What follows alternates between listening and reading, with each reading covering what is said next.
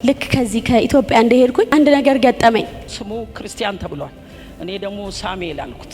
ልክ ኤምባሲ ከመግባታችሁ በፊት ሙሉ ምርመራ ታደርጋላችሁና ውጤት ሳልሰማ ነው ከዛ የወጣሁት። አቤቱ የእናቱ ላይ ያለ ቅባት በጥፍ በሱ ላይ እንዲሆን ጸልያለሁ። በጌታ በኢየሱስ ስም ስልጣን የነቢያት መንፈስ በሱ ላይ ይሁን።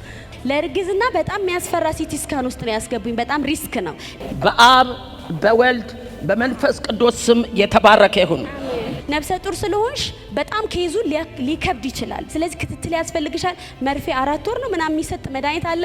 አካብደው ነው የነገሩኝና እሷ ስለ ነፍሰ ጡርነት ያልነገርኳትም ስለ በሽታው ስነግራት ግን ይህ አንቺ ላይ አይሆንም አለች። ሲቲ ስካን እንደገና ትደረጊና የ4 ወሩ መድኃኒት ግዴታ ነው ተባለ። ከዛ በሚገርማችሁ ሁኔታ ውጤት ብንጠብቅ የለም 1 ወር 2 ወር የለም። አጣድፎ የጠሩን ሰዎች ሌላ 3ኛ ወር ላይ ወረቀት ሲመጣ 9 አይደለም 99 አይደለም 100% ነፃ ነሽ የሚል ነው የመጣው። በጣም በሚገርም ሁኔታ ኢየሱስ ጌታ ነው። ስለዚህ ብላቴናውን ወደዚህ ፍራ ይመጣና ስለዚህ እሱ ነው ለጌታ ምን ሰጠው። ሕፃን ወደዚህ ይመጣል። ይሄም ዘማሪ ይሆናል ብሏልና እስቲ ወደዚህ እስከዛ እስከሚዘጋጅ አንድ መዝሙር ዘምርልን። ሳምሶን በጣም ጠንካራ ነው፣ ኃይለስ ጋቤል ነው። አንበሳም በእጁ ይገነጥላል፣ ሲመጣበት ያሸንፋል። ዘማሪው ልጅ የሁለት ዘማሪ ልጅ ናት። እስቲ ትዘምር። ሳምሶን በካካራ ነው፣ አይኑ ሳቢ ነው። አንበሳም በእጁ ይገነጥላል፣ ቢንዳበሽ ያሸንፋል። ሁለታችሁም በዘይት ይጸለይላችኋል። እዛ ጋር ሄዱና ቁጭ በሉ። ኢየሱስ ጌታ ነው። ይሄ ደግሞ እንግዲህ እዛው የተወለደ ስሙ ክርስቲያን ተብሏል። እኔ ደግሞ ሳሙኤል አልኩት። አሜን። አሹ ይስቃል። እግዚአብሔር ይባረክ። ኢየሱስ ጌታ ነው።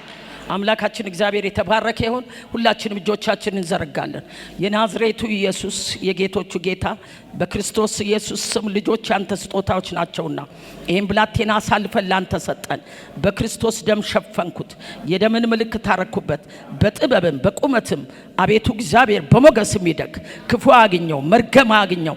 የዛች ምድር እግዚአብሔር አባቶ መርገም አግኘው፣ ከርሳ አግኘው። በደም ሸፈንኩት። በጥበብ ይደግ፣ በቁመት ይደግ፣ በቁመት ይደግ። በጌታ በኢየሱስ ክርስቶስ ስም ጠቢብ አድርገው።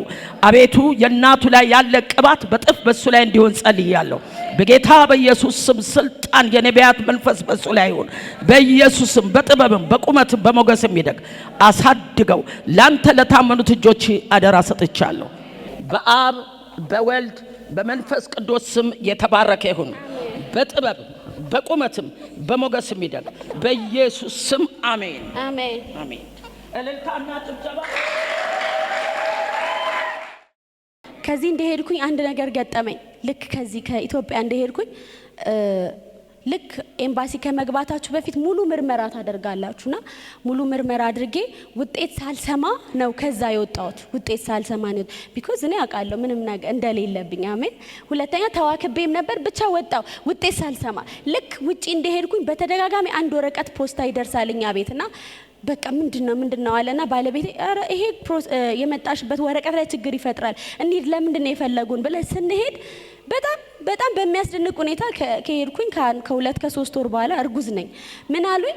የሳምባ ምች አለብሽ፣ እስካን ስትደረግ ኢትዮጵያ እንዴት አልነገሩሽም አሉ። ከዛ ብዙ ነገር ጠላት ያሳስበኝ ጀመር። ነፍሰ ጡር መሆኔ ማንንም አያውቅም፣ ቤተሰብ አያውቅም። 6 ወር ላይ ነው ያወቁት። ልክ 4 ወር አካባቢ ለፓስተር ደውዬ ነገርኳት ለእናቴ። በእግዚአብሔር ፊት ነው መነግራችሁ፣ አንቺ ላይ ይሄ አይሆንም አለች።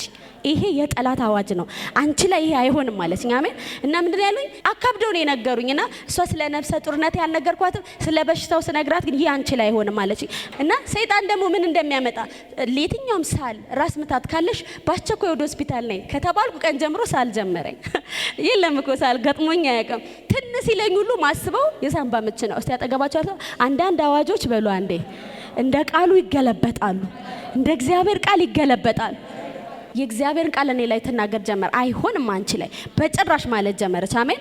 ኢየሱስ ጌታን እያለ 4 ወር ጸጥ አልኳቸው። ወረቀት ይመጣል 5 ወር ልክ 6 ወር 7 ወር አካባቢ ሃርድ የመጨረሻ ተብሎ ወረቀት መጣልኝ። አይ ይሄ ጫን ያለው ነው ብዬ ሲል ሲቲ ስካን እንደገና ትደረጊና የ4 ወሩ መድኃኒት ግዴታ ነው ተባለ።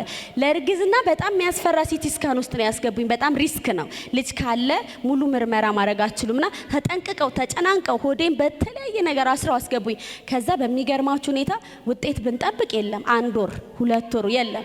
አጣድፎ የጠሩን ሰዎች ሌላ 3ኛ ወር ላይ ወረቀት ሲመጣ 9 አይደለም 99 አይደለም 100% ነፃ ነሽ የሚል ነው የመጣው። በጣም በሚገርም ሁኔታ ኢየሱስ ጌታ ነው። ሃሌሉያ። 100% ነፃ ነሽ፣ ይቅርታ ስላጉላላንሽ ተባልኩ። ኢየሱስ ጌታ ነው። እና ደውዬ ነገርኳት 100% ነፃ ስላት እልል ነው ያለችው። ሃሌሉያ። እና አንዳንድ ድምጾች አሉ ከእግዚአብሔር ቃል ውጪ ተስፋ ሊያስቆርጠን ሊያዝለን።